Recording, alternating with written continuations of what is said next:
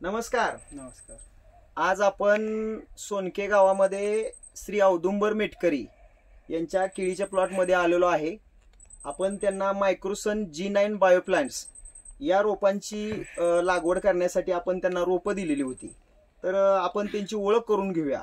सुरुवातीला प्रथम आपण त्यांची ओळख करून घेऊया. नमस्कार. नमस्कार.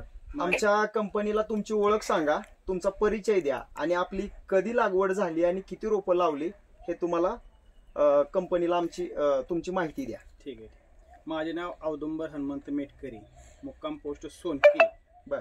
आणि आपण कुणाच्या सांगण्यानुसार नाही तर स्वतः आपण साहेबाशी कॉन्टॅक्ट साधून मायक्रोसाइन G9 या कंपनी व्हरायटी निवडली. बर. आणि एकदम ऐन उन्हाळ्यात 1 मार्चला आपण लागवड केलेली आहे. बर.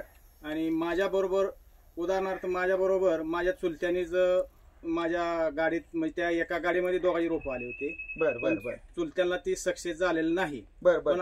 का सक्सेस झालं नाही आणि तुम्हाला का झालं? उन्हाच्या टेम्परेचर मुळे अन्य बाबी त्यांच्या काय रानाची अंतर मेहनत नसल वगैरे अन्य बाबी त्यांच्या लक्षात, किंवा पाण्याची अडचण, टेम्परेचर जास्त, अशा बऱ्याचशाच बाबी आहेत त्यांच्या. आता हा प्लॉट किती महिन्याचा आहे लावल्यापासून? आता हा प्लॉट जे आपण बघतोय तर हा किती महिन्याचा प्लॉट आहे? आज 5 महिने पूर्ण झालेले आहेत. आज जवळपास 5 महिने पूर्ण झालेले आहेत. या 5 महिन्यामध्ये तुम्हाला या प्लॉट वरती कुठली रोग वगैरे किंवा कुठला करपा वगैरे जाणवतोय का? करपा तर नाहीच मुळात. बर बर.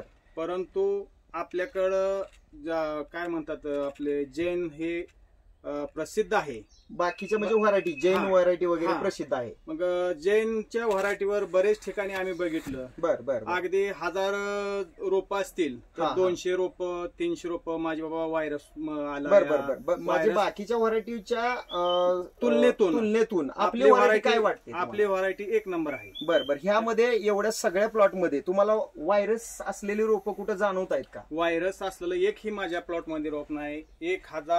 1150 झाड आहेत माझ्याकडे. बर बर बर. म्हणजे जवळपास हे 1150 रोपांचा प्लॉट आहे. आता 1150 रोपांमध्ये तुम्हाला व्हायरसचं प्रमाण नाही? नाही, एकही नाही. तुम्ही इथं बुंदा आणि मुळी वगैरे दाखवू शकताय का? हो, दाखवतो ना. हा झाडाचा बुंदा आहे आणि ही मुळी, पांढरी मुळी भरपूर. इथं तुम्ही बघू शकता आपल्या केळीची मुळी एकदम प्रचंड प्रमाणात आहे.